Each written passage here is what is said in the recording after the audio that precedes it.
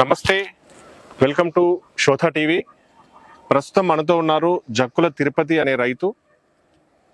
మనం చేర్యాల మండలంలోని నాగపురి గ్రామంలో ఉన్నాము. నాగపురి గ్రామానికి చెందినటువంటి జక్కుల తిరుపతి గారు ఒక రైతు. ఈయన మిగతా రైతులకి భిన్నంగా ఆలోచిస్తూ, అంటే రొటీన్గా మనం పండించే వెరైటీలు కాకుండా బ్లాక్ రైస్, అందులో గౌతమ్ బుద్ధ రైస్, సో ఈ రైస్ని ఈ మధ్య కాలంలో పండిస్తున్నారు. కాస్త విభిన్నంగా ఆలోచించి ఆరోగ్యాభిలాషులకు ఆరోగ్యాన్ని అందించడానికి, అంటే మనం చూస్తున్నాం కదా వైట్ రైస్, అంటే ఈరోజు మనం ఎంతో ఇష్టంగా తినే వైట్ రైస్ వల్లే ఆరోగ్య ముప్పు చాలా ఉంది. సో ప్రజల్లో చాలా అనారోగ్య సమస్యలు వస్తున్నాయి. సో దాన్ని నివారించడానికి ఒకటి, అంటే ప్రజలకి మంచి ఆహారాన్ని అందించడానికి ఒకవైపు ఆలోచిస్తూ, రెండో వైపు ఒక రైతుగా తన యొక్క ప్రయోగాల్ని సక్సెస్ఫుల్ చేయడం కోసం ఆయన కాస్త భిన్నంగా ఆలోచించి బ్లాక్ రైస్ వైపు వచ్చారు. బ్లాక్ రైస్లో ముఖ్యంగా ఆయన గౌతమ్ బుద్ధ రైస్ని ఇప్పుడు పండిస్తున్నారు. చాలా వెరైటీలు ఆయన గత 9 సంవత్సరాలుగా పండిస్తున్నారు. కానీ ఈ మధ్య కాలంలో గౌతమ్ బుద్ధ రైస్ని ప్రత్యేకంగా పండిస్తున్నారు. సో ఈరోజు తిరుపతి గారి పొలం వద్దకు వచ్చాం. సో ఈ బ్లాక్ రైస్ని ఎలా పండిస్తారు, బ్లాక్ రైస్ వల్ల ఉపయోగాలు ఏంటి, దీని మార్కెటింగ్లో ఏమైనా కష్టాలు ఉన్నాయా, ఒక ఎకరం పంటలో ఎంత దిగుబడి వస్తుంది, వైట్ రైస్కి దీనికి ఏమైనా తేడాలు ఉన్నాయా, ఇలాంటి పూర్తి వివరాలు బ్లాక్ రైస్ గురించి మనం తెలుసుకుందాం. సో తిరుపతి గారు నమస్తే. నమస్కారం. చాలా సంతోషంగా ఉంది. ఆదర్శ రైతుగా మీరు చాలా మందికి గొప్ప ఆదర్శంగా నిలుస్తున్నారు. ఓకే, ఈ మామూలు రొటీన్ వెరైటీస్ కాకుండా భిన్నంగా బ్లాక్ రైస్ అనేది ఇప్పుడు చాలా ప్రాముఖ్యంలోకి తీసుకొస్తున్నారు మీ ప్రాంతంలో. సో చూద్దాం, మీ పంటని చూద్దాము, ఎలాంటి వెరైటీస్ పండిస్తున్నారు, దాన్ని ఎలా పండిస్తున్నారు, దాంట్లో పద్ధతులు ఏంటి, దాంట్లో మీ కష్ట నష్టాలు ఏంటి పూర్తిగా తెలుసుకుందాం. తప్పకుండా. ఎట్లా అంటే మీరు ఎప్పటి నుండి స్టార్ట్ చేశారు ఇది? మేము ఒక 10 సంవత్సరాల నుంచి చేస్తున్నామండి, ఇదంతా కూడా వ్యవసాయం చేస్తున్నాము. సో మేము స్థానికంగా హైదరాబాద్ లో ఉండేవాడిని, అక్కడే చదువుకున్నాను అంతా. సో ఇవి ఏ రైస్? ఇది గౌతమ్ బుద్ధ రైస్ అండి. Gautam Buddha rice. So Gautam Buddha rice అని చాలా స్పెషల్ వెరైటీ. గౌతమ్ బుద్ధుడు ఇచ్చినట్టుగా దీనికి చరిత్ర చెప్తుంది. నార్త్ ఇండియాలో ఎక్కువ సాగు చేస్తారండి యాక్చువల్ గా. సో మనకి కోవిడ్ వచ్చిన తర్వాత కోవిడ్ రైస్ అని కూడా దీన్ని ప్రకటించారు మన ప్రభుత్వం వారు. దీంట్లో జింక్ ఎక్కువ ఉంటుందండి సహజంగా, అందుకని కోవిడ్ ని తగ్గించే గుణాలు ఉన్నాయని చెప్పేసి దీన్ని కోవిడ్ రైస్ అని. అంటే మీకు ఈ వెరైటీస్ వీటి గురించి చాలా అవగాహన ఉన్నట్టుంది. అంటే మీరు ఏం చదువుకున్నారు యాక్చువల్లీ, మీ ఎడ్యుకేషన్ బ్యాక్గ్రౌండ్ ఏంటి? నేను పోస్ట్ గ్రాడ్యుయేషన్ చేశానండి, ఎంఏ తెలుగు నాది సబ్జెక్ట్ నాది. హైదరాబాద్ లో మాకు వ్యాపారాలు ఉండేవి ఇంతకు. సో ఇది చేస్తున్న క్రమంలో స్వదేశీ ఉద్యమంలో నేను మెంబర్ అండి యాక్చువల్ గా. మన భారత్ స్వాభిమాన్ అని చెప్పేసి స్వదేశీ ఉద్యమం, ఆజాదీ బచావో ఆందోళన అని చెప్పి ఇంతకుముందు గతంలో శ్రీ రాజు దీక్షిత్ గారు దేశవ్యాప్తంగా ఒక సంస్థ నెలకొల్పి అతను పర్యటన చేశాడు. అంటే మన దేశానికి స్వాతంత్రం వచ్చింది కానీ ఇంకా అదే విదేశీ కంపెనీలు ఎక్కువ ఉండడము, స్వతంత్రము అంటే స్వ అంటే మనది, తంత్రము అంటే వ్యవస్థ అని చెప్పి అతను చెప్పేవాడు. సో ఆ క్రమంలో మేము దాంట్లో ఎక్కువ సోషల్ యాక్టివిటీస్ అన్ని చేస్తూ మన దేశంలో స్వదేశీత పెంచాలా, స్వదేశీత ద్వారానే దేశం అభివృద్ధి అవుతుంది అనేది అతను బాగా నిదానం తీసుకొచ్చాడు. బీ జపాన్ బై జపాన్, చైనా వాళ్ళు కూడా అనమాట, బీ చైనా బై చైనా. వ్యవసాయం వైపు మీరు ఎలా ఆకర్షితులయ్యారు? మరి ఎంఏ తెలుగు చదువుకున్నారు, ఆ రోజుల్లో గొప్ప చదువు చదువుకొని మరి ఇటువైపు ఎలా వచ్చారు? మాకు ఈ రాజు దీక్షిత్ గారి ప్రసంగాల్లో మేము అనే కార్యక్రమాలు చేస్తున్న టైంలో సుభాష్ పాలేకర్ గారు, మన తెలుగు వారు విజయరామ్ గారు, మా గురువు లాంటి వ్యక్తి, వీళ్ళంతా పరిచయమేరండి. సో రాజు దీక్షిత్ గారు అంటే మల్టీనేషనల్స్ కంపెనీస్ పైన కొంచెం ఎక్కువ ఉధృతంగా పోరాటం చేసేవాడు. కానీ అలా కాదు, మనము స్థానికంగా రైతులతో ఉంటూ వ్యవసాయంలోనే ఎక్కువ రసాయనాలు వాడుతున్నారు, ఎక్కువ పురుగు మందులు వాడుతున్నారు, దీనివల్ల భూమి పాడవుతుంది, పర్యావరణం పాడవుతుంది, ప్రజల ఆరోగ్యం దెబ్బతింటుంది అని చెప్పడం. అల్టిమేట్ గా మళ్ళీ మన డబ్బు విదేశాలకు వెళ్తుంది. సో ఈ వైద్యంకి పెట్టే కాస్ట్ అంతా కూడా ఎక్కువ విదేశీలే ఉన్నాయి. సో గ్రామ స్థాయిలో మనం మార్పు తీసుకురావాలా, గ్రామ స్వరాజ్యం. గాంధీ గారివి, మాకు ఒకవైపు అన్నాజరే గారి ఒక స్ఫూర్తి మాకు ఉండేదండి ముందు నుంచి. అట్లా మాకు విజయరామ్ గారు, పాలేకర్ గారు పరిచయం అయిన తర్వాత వ్యవసాయం వైపు వెళ్ళాలని ఒక ఆలోచన ఉండేది. ఓకే, అంటే ఇప్పుడు జనరల్ గా మనం ఊర్లలో చూస్తుంటే హెచ్ఎంటీ గానీ, బీపీటీ గానీ, ఇలాంటి రొటీన్ వెరైటీలు ఏవైతే ఉన్నాయో, సో ఎకరానికి హాయిగా 25-30 క్వింటాల దిగుబడి వస్తుంది, పిచికారీ చేస్తారు, రకరకాల పెస్టిసైడ్స్ వాడుతుంటారు, ఒకసారి వాటర్ ఇస్తే సరిపోతుంది, నాటేసినప్పటి నుంచి మళ్ళీ కోసే వరకు ఏం పని ఉండదు. ఓకే, సో మరి రైతులంతా వరి పంటల వైపే మొగ్గు చూపుతున్నారు. మీరేంటి ప్రత్యేకంగా బ్లాక్ రైస్ వైపు వచ్చారు? ఒకటి, రైతులు ఇట్లా ప్రత్యేకంగా ఒకే వరి వేయడం కూడా అంత మంచిది కాదండి వాస్తవంగా. కానీ మనకు తప్పని పరిస్థితులలో కోతుల బెడద, అడవి పందుల బెడద పెరిగింది. రెండోది, వరికి వచ్చేసి మినిమం సపోర్టింగ్ ప్రైస్ కరెక్ట్ గా ఇస్తుందండి గవర్నమెంట్. అంటే ఖచ్చితంగా మేము వరిని కొంటామని చెప్తుంది. అదే కూరగాయలు వేసామనుకోండి, కూరగాయలు కొనుగోలు మార్కెట్ లో ఇంత ధర కొంటామని ఇక్కడ నియమాలు లేవు. సో వరి వేస్తే పెట్టుబడి కూడా లాస్ కాదు, కొంచెం మినిమం అన్న ఉంటదని ఒక రైతు ఆలోచన ఉంది ఒకటి. అదే విధంగా వాళ్ళకి వాతావరణం సహకరించడము, చుట్టుపక్కల ఇప్పుడు కోతులు ఉన్నాయి అనుకోండి, వేరే క్రాప్స్ వేయలేకపోతున్నారు, అట్లా వరి ఎక్కువ పండిస్తున్నారు. సో నేను కూడా ఆ క్రమంలో వరిని పండించాలని అనుకున్నాం. ఎక్కువ కూరగాయలు వాటి చేయడానికి మాకు సౌకర్యం లేదు ఎక్కువ. ఆ క్రమంలో నేను మా నాన్నగారికి క్యాన్సర్ వచ్చిందండి. ఈ వ్యవసాయ రంగంలో ఇటువంటి అన్ని విధానాలు తీసుకురావాలనే టైంలో విజయవాడలో మేము నాటు విత్తనాలు తీసుకొచ్చి అక్కడ చాలా పరీక్షలు సో మీ నాన్నగారికి వచ్చిన అనారోగ్య కారణంగా మీరు ఈ దీని వైపు వచ్చారంటే తినే ఆహారం రోగాలను ఇవ్వకూడదు, అంటే మనిషి ఆరోగ్యాన్ని చెడగొట్టకూడదు, ఆరోగ్యం ఇవ్వాలి, అది ఔషధంగా ఉండాలన్న ఉద్దేశంతో మీరు ఈ వైపు వచ్చారు. మన ఆయుర్వేద గ్రంథాలు ఇవన్నీ ఏం చెప్తుంటే ఆహారమే ఔషధం, ఆ ఆహారం ద్వారానే మన యొక్క శక్తి అనేది వృద్ధి అవుతుంది, ఎదుగుదల ఉంటుందని చెప్తారనమాట. బ్లాక్ రైస్ లో మీరు ఏ వెరైటీ పండిస్తున్నారు ఇప్పుడు ప్రస్తుతం? ఈ క్రమంలో మా నాన్నగారు క్యాన్సర్ వచ్చిన తర్వాత సో క్యాన్సర్ అనేవి బాగా పెరుగుతా ఉన్నాయి. నేను చాలా చిన్న పిల్లల్ని చూశాను క్యాన్సర్ వచ్చిన వాళ్ళను. అదే విధంగా మోకాలు నొప్పులు, డయాబెటీస్, గుండె జబ్బులు, చాలా చిన్న చిన్న పిల్లలు కార్డియాక్ అరెస్ట్ చనిపోతా ఉన్నారండి. ఈ మధ్య సెలబ్రిటీస్ కూడా చనిపోతా ఉన్నారు. వీటన్నిటికీ మూలము వెంటనే మనం వ్యవసాయం స్టార్ట్ చేయాలా, దాంట్లో నాటు విత్తనాలు తీసుకురావాలా. ఎందుకంటే వ్యవసాయం సేంద్రియంగా చేయడం ఒక పద్ధతి అయితే దాంట్లో నాటు విత్తనాలు తీసుకురావడం ఇంకో పద్ధతి అండి. అంటే ఇప్పుడు ఈ రొటీన్ ఈ వెరైటీస్ తో పోల్చుకుంటే బ్లాక్ రైస్ కి మనం ఎలాంటి పెస్టిసైడ్స్ వాడము, మీరు చేస్తుంది సేంద్రియ పద్ధతిలోనే కంప్లీట్ గా. సో ఇది మొదటి మెట్టు. అంటే జనరల్ గా ఏ పంట అయినా కూడా మొదటిది మనం అవాయిడ్ చేయాల్సింది pesticides, fertilisers and pesticides. So అది మీరు పూర్తిగా అవాయిడ్ చేస్తున్నారు. మొదటిది వెరైటీయే ఔషధ గుణాలు ఉన్నటువంటి వెరైటీ, రెండోది మీరు సేంద్రియ పద్ధతిలో దీన్ని పండిస్తున్నారు. సో కాబట్టి దీని యొక్క వాల్యూస్ ఇంకా పెంచుతున్నారు. జనరల్ గా బ్లాక్ రైస్ లో ఎలాంటి ఔషధ గుణాలు ఉంటాయండి మీకు తెలుసు? బ్లాక్ రైస్ వచ్చేసి నేను 9 రకాలు పండించానండి. దాంట్లో ఇప్పుడు ఒక కృష్ణ బియ్యం అని మణిపూర్ వెరైటీ బాగా పండిస్తున్నాము. దీంట్లో యాంటీ ఆక్సిడెంట్స్ ఎక్కువ అండి. ఇప్పుడున్న సమాజంలో ఎక్కువ రోగ నిరోధక శక్తి లేదు ఎక్కువ. యాంటీ ఆక్సిడెంట్స్ ఎక్కువ ఆహారం తింటే రోగ నిరోధక శక్తి వాళ్ళకి పెరుగుతుంది. సో బ్లాక్ కలర్ లో యాంథోసియానిన్ అనే ఒక పదార్థం ఉండి మనకి ఎక్కువ ఇమ్యూనిటీని డెవలప్ చేస్తుంది. అదే విధంగా డయాబెటీస్ బాగా పెరుగుతుంది కదా. సో వాటిలో గ్లైసెమిక్ ఇండెక్స్ 41 to 43 లో గ్లైసెమిక్ వాల్యూస్ ఉన్నాయి. సో షుగర్ పేషెంట్స్ తినొచ్చు ఈజీగా, 3 పూటలు తీసుకోవచ్చు. ఇది పాలిష్ చేయం బ్లాక్ రైస్ ని. సో బి కాంప్లెక్స్ ఎక్కువ ఉంటుంది దీంట్లో. ఇది గర్భిణీలు తీసుకున్నట్లు అనుకోండి, వాళ్ళకి మంచి ఆరోగ్యంగా బిడ్డ పుట్టడము, గుండె సమస్యలు రావండి ఇది. ప్లస్ పైల్స్ ఈ మధ్య కాన్స్టిపేషన్ ఇవన్నీ బాగా పెరుగుతా ఉన్నాయి. ఈ జీర్ణాశయ సంబంధించిన ఇష్యూస్ అన్ని కూడా మీరు బ్లాక్ రైస్ ఒక వారం తిన్నారనుకోండి చక్కగా ఫ్రీ మోషన్ అయిపోతా ఉంటుంది. ఓకే. సో మీరు ఇప్పటివరకు అంటే ఎంత ఏరియాలో మీరు సాగుబడి చేస్తున్నారంటే ఈ పర్టికులర్ బ్లాక్ రైస్ ని? మేము గతంలో 15 ఎకరాలకు చేసామండి. సో తెలియక అప్పుడు స్టార్ట్ చేసాము. 15 ఎకరాలు చేసిన తర్వాత ఏంటంటే దాన్ని నిలువ పెట్టడము, మిల్లింగ్ చేయడం. ఇది విన్నానంటే ఒక సంవత్సరం ఆపాలి, పంట కోసిన తర్వాత ఒక సంవత్సర కాలం పాటు దీన్ని పెట్టి తర్వాతనే మిల్లింగ్ చేయాలనేది నిజమేనా? లేదండి, అట్లేం లేదు. మనం ఇది పంట కోసినాక 45 days నుంచి మనకు రెడీ చేసుకోవచ్చు అండి. 45 రోజుల తర్వాత మనం దాన్ని బియ్యంగా మార్చుకొని మనం వాడుకోవచ్చు. అయితే ఎప్పుడైతే దీన్ని మనము ఎక్కువ రోజులు నిలువ పెడితే, అంటే ఎప్పుడు వీలైనంత వరకు చాలా మంది ఎక్కువ సంవత్సరం నిలువ పెట్టదు. ఈ సంవత్సరం కోసామనుకోండి పంట, మళ్ళీ వచ్చే సంవత్సరం ఈ టైం లోపల అది వాడేయడం ఉత్తమం అండి. ఒక సంవత్సర కాలం పాటు దాని షెల్ఫ్ వాడుకోవాలి. పూర్వం కూడా ఇప్పుడు వరి కోతలు కోసిన తర్వాత మళ్ళీ వచ్చే వరి కోతల వరకు సంక్రాంతి టైంలో వచ్చేవండి మనకు పంటలు. సంక్రాంతి వరకు మళ్ళీ ధాన్యం అయిపోయేది, అడుగంటేది మనకి. సో అట్లా మనం 1 year లో వాడుకోవడం బెటర్ అండి మనకి. అంటే దీని దిగుబడి ఎలా ఉంది? అంటే మామూలుగా అయితే 25 నుండి 30 క్వింటాల వరకు మనకు నార్మల్ వెరైటీస్ లో వస్తాయి కదా, మరి బ్లాక్ రైస్ దిగుబడి ఎలా ఉంది ఒక ఎకరానికి? సో బ్లాక్ రైస్ వచ్చేసి మనకు ఎకరాకి ఇది ఔషధ విలువలు ఉన్నది కనుక కొంచెం తక్కువ వస్తుందండి. 15 క్వింటాల వరకు మనం అంచనా, మనకు ఎప్పుడు ఒక యావరేజ్ గా తీసుకుంటే 15 క్వింటాలు వస్తుంది మనకి. ఎంత అంటే మామూలు మార్కెట్ లో ఎంత కిలో రైస్ వెళ్తుంది? అంటే ఇది మనం మామూలుగా అదే చూస్తే 40 రూపాయలు 50 రూపాయలు అలా ఉంటుంది. సో దీని రేట్ ఎలా ఉంది?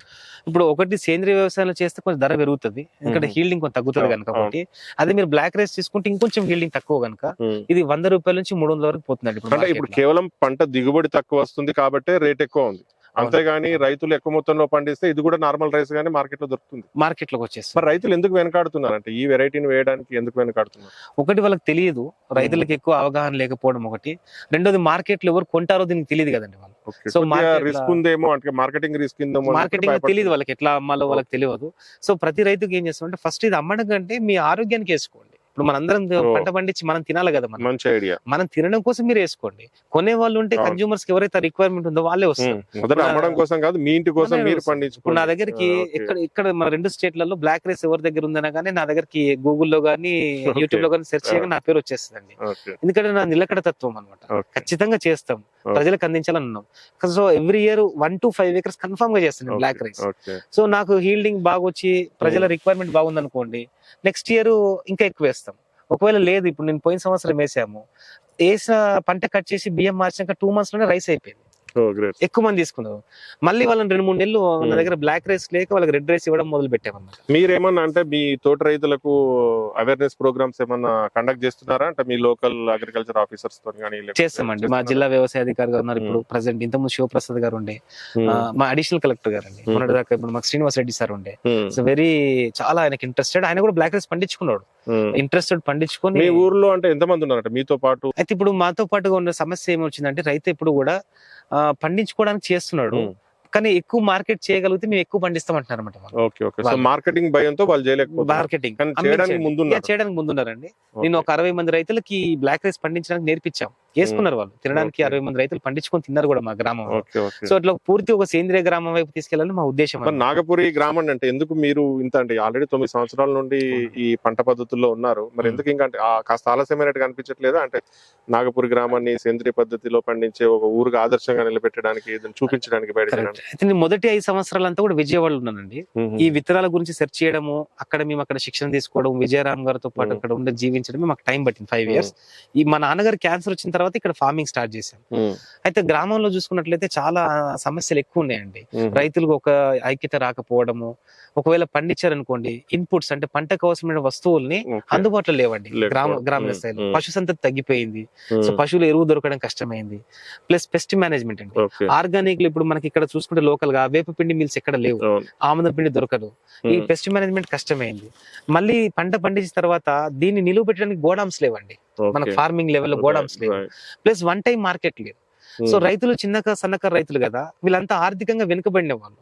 వీళ్ళకి ఏంటంటే పంట కొయ్యగానే పంట అమ్మేసేయాలి. బైబ్యాక్ ఎవరు అంటే ఇప్పుడు మీరు మామూలుగా జనరల్ గా హైదరాబాద్ నుండి చాలా మంది మాకు అంటే సేంద్రియ పద్ధతిలో పండించినట్టు ఆహారం కావాలని జనరల్ గా వెతుకుతుంటారు. అలాంటి వాళ్ళని ఎవరన్నా మీరు ఐటీ వాళ్ళు కానీ లేకపోతే గవర్నమెంట్ ఉద్యోగస్తులు కానీ అంటే ఎవరైతే ఆర్థికంగా కాస్త బలోపేతంగా ఉన్నారు అలాంటి వాళ్ళకి ఏమైనా మీరు బైబ్యాక్ పద్ధతిలో అవగాహన ఒప్పందాలు చేసుకున్నటువంటి సందర్భాలు ఉన్నాయి సార్. అట్లా అయితే ఏమవుతుందంటే సార్, ఇప్పుడు మేము ఎప్పుడు కూడా చూస్తే హైదరాబాద్ లో పెద్ద పెద్ద ఆర్గానిక్ షాప్స్ ఉన్నాయండి. వాళ్ళు కూడా ఎవరు రైతుతో బైబ్యాక్ పెట్టుకోరు. ఎందుకు పెట్టుకోరు అంటే, రైతు ఎందుకు బైబ్యాక్ పెట్టుకోరు అంటే, ఒకటి రైతు పెట్టుకున్నారు అనుకోండి, మార్కెట్ లో ధర ఎలా ఉంటే వీళ్ళకి తెలియదు. సో ధర తగ్గింది. ఇప్పుడు మేము వెజిటేబుల్స్ వేసామండి స్టార్టింగ్. వెజిటేబుల్స్ వేసిన తర్వాత బైబ్యాక్ టమాటా 10 రూపాయల కేజీ బయట నడుస్తుంది అనుకోండి, మనకు యావరేజ్ గా 15 రూపాయలు ఇస్తామండి అని బైబ్యాక్ చేసుకుంటారు. ఉన్న పలంగా టమాటా 2 రూపాయలకు వచ్చింది అనుకోండి, అతనికి ఫోన్ ఎత్తాడు రాడు మన దగ్గరికి. రిస్క్ అనమాట. అందుకని బైబ్యాక్ అనే ఒప్పందాలు రైతు వాళ్ళు పెట్టుకోరు. ఎంత అంటే మీరు ఒక సంవత్సరంలో ఎన్ని క్వింటాల రైస్ అమ్ముతున్నారు ఇప్పుడు? ఇప్పుడు నేను 5 acres చేస్తామండి ఇంచుమించు. అదే విధంగా నా దగ్గర స్నేహితులు కొంతమంది ఉన్నారు, గుంటూరులో మా మిత్రులు ఉన్నారు. నా దగ్గర బియ్యం అయిపోయాయి అనుకోండి, వాళ్ళకి చెప్తే వాళ్ళ దగ్గర మీరు అన్నారు కదా అంటే 15 క్వింటాల దిగుబడి వస్తుందని చెప్పారు. అవునండి. 15 క్వింటాల వడ్లని అంటే మనం మిల్లింగ్ చేస్తే ఎంత బియ్యం అంటే అవుట్పుట్ ఎంత వస్తుంది? బియ్యం ఖచ్చితంగా 10 క్వింటాలు వస్తాయండి. 10 క్వింటాలు మినిమం వస్తాయి. ఎలా అంటే క్వింటాల్ కి ఎంత పడుతుంది ఇప్పుడు? మేము డైరెక్ట్ గా 100 రూపాయల నుంచి మేము 200 మధ్యలో అమ్ముతున్నామండి రైస్. మేము డైరెక్ట్ గా 100 నుంచి 200కి అమ్ముతాం.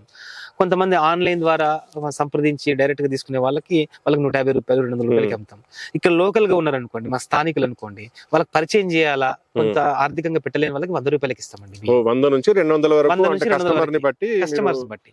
కొంతమంది విదేశాల నుంచి. ఓకేనా? అంటే మీరు ఒక ఎకరా యావరేజ్ గా తీసుకుంటే వచ్చే దిగుబడి, మీరు మిల్లింగ్ తర్వాత దాన్ని మళ్ళీ బియ్యంగా మార్చి అమ్మితే వచ్చిన ఇవన్నీ చూస్తే ఓకేనా? అంటే చేసుకోవచ్చు. అయితే ఇక్కడ సమస్య ఏంటంటే, మొదటి ప్రాంతాన్ని అమ్ముకునేదాకా రైతు ఓపిక పట్టాల. ఇప్పుడు మన రైతులు వేసారనుకోండి, మార్కెటింగ్ అనేది ఎలా ఉంటుందంటే, ఇప్పుడు కన్జ్యూమర్ ఏం ఆలోచిస్తాడు, ఎప్పుడు బియ్యం అయిపోతే అప్పుడే కొనుక్కుంటాడండి. వినియోగదారుడికి ఏం కావాలంటే పురుగు పెట్టుకోడు. ఆయనకు అయిపోయినప్పుడు 25 కేజీలే తీసుకుంటాడు అతను. ఒకేసారి 2 క్వింటాలు అవసరం అవుతారు సంవత్సరానికి. తీసుకోవడం పురుగు సమస్య ఉంటుంది కాబట్టి అది వినియోగదారుడు అట్లా చేస్తాడు. రైతుకి ఏంటి, నిలువ పెట్టడానికి సామర్థ్యం ఉండదు. ఒకవైపు పంట మళ్ళీ వ్యవసాయ పనులు స్టార్ట్ అండి. పొద్దున్న లేస్తే అతను ఫోన్ చేసి నాకు ట్రాన్స్పోర్ట్ లేయండి, ఇప్పటికిప్పుడు మిల్లింగ్ చేయండి అంటే మన దగ్గర ఆ వ్యవస్థ ఉండదు రెడీగా. సో అందుకని ఈ మధ్యలో ఉన్నటువంటి వ్యక్తులు ఎప్పుడైతే ఉన్నారో, మధ్యవర్తులు దీంట్లో లాభపడతారండి. ఇప్పుడు మధ్యవర్తి ఏం చేస్తారంటే, వెంటనే రైతుల దగ్గర నుంచి కొనుగోలు చేస్తాడు, కన్జ్యూమర్ కి ఎప్పుడు అవసరం అప్పుడు ఇవ్వగలుగుతాడు. ఇది పెట్టుబడిదారు వ్యవస్థ నడిపిస్తుంది. సో వాళ్ళ మనం తప్పు పట్టలేం, వాళ్ళంత బలంగా ఉంటారు వాళ్ళు. రైతు బలహీనత, ఆయన బలం. మరి మీరు అంటే మీ తోటి రైతులకు అంటే మీరు ప్రోత్సహిస్తున్నారా నిజంగా? అంటే మీ అనుభవాన్ని బట్టి, మీరు ఈ 9-10 సంవత్సరాలుగా ఈ పంట పండిస్తున్నారు, మీకు ఇప్పటి వరకు వచ్చినటువంటి ఈ అనుభవాన్ని బట్టి మిగతా రైతుల్ని అంటే మీరు సజెస్ట్ చేస్తారా వేసుకోండి, లేకపోతే ఇలా ఇంకేమన్నా? అయితే నేను ఒకటి చెప్పగలుగుతాను సార్. ఇప్పుడు ఫస్ట్ ఏంటంటే, ప్రతి రైతు కూడా తను పండించేది తన కోసం, తను పండించిన తర్వాత తను తిన్న తర్వాత నేను ఇంకొకరికి ఇవ్వాలా. ఓకే. అయితే నేను ఇది బ్లాక్ రైస్ చేసినప్పుడు స్టార్టింగ్ లో 300 రూపాయలు కేజీ పట్టుకెళ్ళారండి ఒక్కొక్కరు. ఓ. వడ్లనే ఓకే. వడ్లని 300 వడ్లనే. కేజీ. ఓకే. ఇది షుగర్ తగ్గిస్తుంది, మోకాల నొప్పులు ఓకే. తగ్గిస్తుంది, 300 రూపాయలు పట్టుకెళ్లారు. అట్లా మా ఊర్లో దీని ఈ ధరలు చూసి ఒక 10 మంది రైతులు ముందుకు వచ్చారు నాతో పాటు. ఓకే. ఏడాది. లాభం బాగుంది, లాభం 300 బాగుందని కిలో అంటే, ఉద్దేశంతో వచ్చారు. నాకు తెలియదు ఆ విషయం ఓకే. అప్పటికి. దాని తర్వాత ఆ 10 మంది 60 మంది అయ్యారండి. ఓకే. 60 మంది అయ్యారు. 60 మంది అయిన తర్వాత కొంతమంది వచ్చేసి, బాబు మా ఇంటి దగ్గర బియ్యం ఉన్నాయి, మీరు తీసుకుంటారన్నాడు. అదేంటి మీరు ఎందుకోసం వేశారు మరి ఇదంతా మీరు అంటే, నాకు అందరూ ఆరోగ్యం కోసం వేసుకుంటున్నాం, మనం తినడానికి వేసుకుంటున్నాం అన్నారు అనమాట. అంటే లాభాలనే ధోరణి ఒకటి కాకుండా, ఇది ఫస్ట్ నిజంగా మన హెల్త్ ఆరోగ్యానికి మంచిది. మనం వెళ్ళి డబ్బులు తీసుకెళ్లి తర్వాత మనం హాస్పిటల్లో పెట్టడం కంటే, హాస్పిటల్లో పెట్టినా కానీ ఆరోగ్యం రాదు. ప్రయోగాత్మకంగా ఫస్ట్ మీ ఇంటి కోసం మీరు పండించుకోండి, ఆ తర్వాత దాన్ని బట్టి మళ్ళీ మీరు మెల్లిమెల్లిగా పెంచుకుంటూ. దీంట్లో రకాలు ఉన్నాయి. మొత్తానికి అయితే రైతులు దీని వైపు వెళ్ళొచ్చు అంటారు మీరు. ముందు తెలిసిందండి ఫస్ట్, ఓహో ఇది తింటే మాకు అనారోగ్య సమస్యలు పోతాయి అని. చాలా మంది క్యాన్సర్ పేషెంట్స్, ఇప్పుడు నా మిత్రులు మన ఇంతకుముందు బియ్యం వాడిన వాళ్ళు ఉంటారు కస్టమర్స్, వాళ్ళే నా మార్కెటింగ్ బాగా చేశారండి. వాళ్ళు తిని వాళ్ళ షుగర్ తగ్గించుకొని, మోకాల నొప్పులు తగ్గించుకొని, కొంతమంది ఫైల్స్ తో బాధపడే వాళ్ళు ఉన్నారు. వాళ్ళు ఒక్కొక్కరిని 10 మందికి చెప్పడం, ఏంటండి మీకు ఏం చేయాలా, బియ్యం కొనడంతో పాటు మా మిత్రులు వాళ్ళు అంటే మిత్రులు అయ్యారు ఇప్పుడు, వాళ్ళంతా కూడా ఏం చేశారంటే, మీ బియ్యం నిజంగా బాగున్నాయండి, దీని ఇడ్లీ దోశలుగా పిల్లలకు పెట్టడము, వాళ్ళు ఇంకో 10 మందికి చెప్పడం, వాళ్ళ ఆఫీసులో పనిచేశారు అనుకోండి, వాళ్ళే 10 మంది చెప్పుకుంటూ అలా కంటిన్యూగా ఒక మార్కెట్ ఏర్పాటు చేశారండి. సో ఈ రోజు నేను 5 ఎకరాల ధాన్యం పెట్టుకుంటున్నాము, 5 ఎకరాలు కట్ చేసి వాళ్ళకి రెగ్యులర్ గా వాళ్ళకి మన సమస్య కూడా చెప్తా ఉన్నాం. మేము బియ్యం మిల్లింగ్ చేయగానే మీకు పంపిస్తామండి, కొంచెం దయచేసి మీరే స్టోర్ చేసుకోండి. అంటే ఎవరైనా ముందుకొస్తే వాళ్ళకి మీరు సీడ్ ఇవ్వగలుగుతారా? ఇస్తున్నామండి. మా ప్రధాన ఉద్దేశం ఏంటంటే, ప్రతి గ్రామంలో ఇటువంటి విత్తనాలు వాడుకలోకి రావాలి. మళ్ళీ ఈ విత్తనం యొక్క గొప్పతనం ఏంటంటే, ఒక్కసారి విత్తనం కొనుక్కుంటే మళ్ళీ ప్రతిసారి కొనే అవసరం లేదు.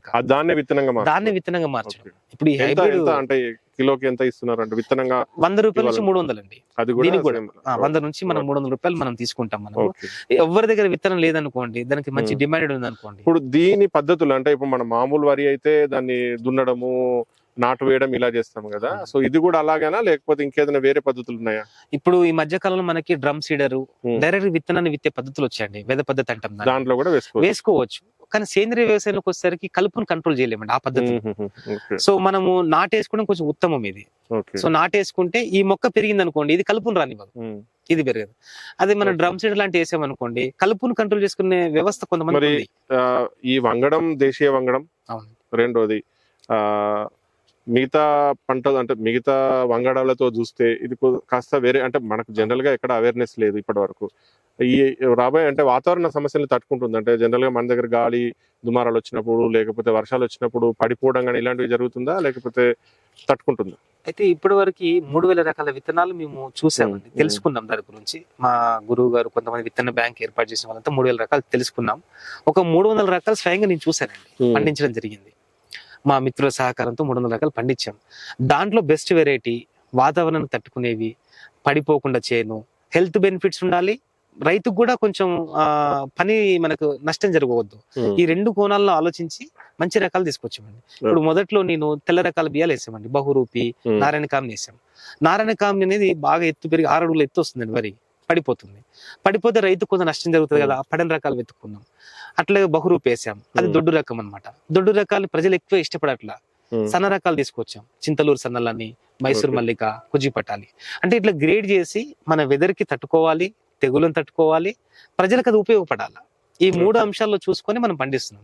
అట్లా బ్లాక్ రైస్ కూడా 9 రకాలు వేసానండి. ఇప్పటికి 9 రకాల్లో గ్రేడ్ చేయగా ఒక వెరైటీ ఇప్పుడు బాగా నచ్చిందండి. ఇప్పుడు అదే మీరు ఇందాక చూసారు.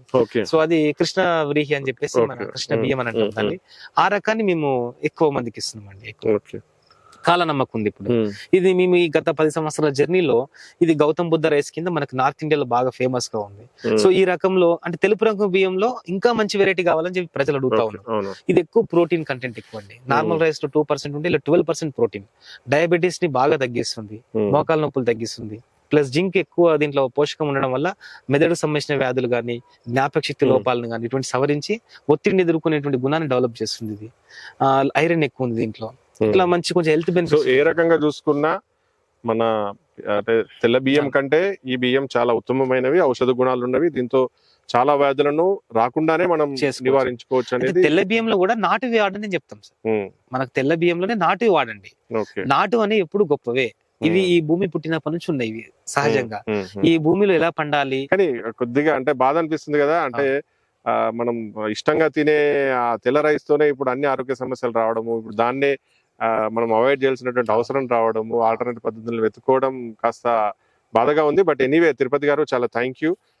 భిన్నంగా ఆలోచించారు, మీరు భిన్నమైనటువంటి పద్ధతులు అవలంబిస్తున్నారు. సో దేశీయ విత్తనాల వైపు మొగ్గు చూపి మీరు సేంద్రియ పద్ధతుల్లో ఈ బ్లాక్ రైస్ ని పండిస్తూ చాలా మందికి ఆదర్శంగా నిలుస్తున్నారు. అంటే మీరు ఏవైతే ఇప్పుడు మీరు కాస్త కృషి చేస్తున్నారంటే ఇతర రైతులకి మీరు ప్రోత్సాహం అందించడంలో, అలాగే కాస్త ఎక్స్పెరిమెంటల్ గా డిఫరెంట్ పద్ధతుల్లో మీరు ఇలాంటి బ్లాక్ రైస్ పండించడం వైపు మొగ్గు చూపిస్తున్నందుకు చాలా అభినందనీయము. ఇది చాలా బాగుంది. సో ఈ రోజు మాతో ఈ బ్లాక్ రైస్ కు సంబంధించి పూర్తి విషయాలు అందించినందుకు మీకు చాలా థ్యాంక్ యూ. మీ విలువైనటువంటి సమయాన్ని కూడా మాకు ఇచ్చారు. సో మీ ప్రోత్సాహం తప్పకుండా ఇతర రైతులకు ఉండి వాళ్ళు కూడా ఇలాంటి కొత్త విభిన్నమైనటువంటి పద్ధతుల వైపు వచ్చి రైతులు కూడా లాభసాటిగా మారాలని, వాళ్ళ వ్యవసాయం లాభసాటిగా మారాలని శోధ టీవీ తరఫున కోరుకుంటున్నాం. Thank you. Thank you Tirupati గారు. సో చూసారుగా, ఇప్పుడు మనం ప్రస్తుతం తిరుపతి గారి పొలం వద్దే ఉన్నాము. విభిన్నంగా ఆలోచించి కొద్ద దేశీయ వంగడాల వైపు అంటే బ్లాక్ రైస్ వైపు వచ్చారు, సేంద్రియ పద్ధతిలో పండిస్తున్నారు. ఇది చాలా మందికి ఆదర్శంగా నిలుస్తుంది. సో మీరు కూడా ఎవరైనా రైతులు మొదటగా అంటే మీ ఇంటి కోసం, మీ ఇంటి అవసరం కోసం పండించుకోవాలన్నా, తర్వాత కమర్షియల్ గా మీరు ఈ వరి ఉత్పత్తుల్ని మీరు మార్కెట్ చేయాలనుకున్నా మీరు తిరుపతి గారిని సంప్రదించవచ్చు. నాగపురి గ్రామానికి చెందినవారు, చేర్యాల మండలం. అలాగే మీరు ఎవరికైనా అంటే పూర్తి వివరాలు తెలుసుకోవాలనుకుంటే కామెంట్ రూపంలో రాయండి.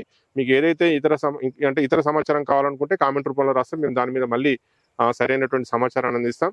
సో ఇది శోధ టీవీ రైతు పొలం వద్ద ప్రత్యేకమైనటువంటి కార్యక్రమం. Thank you.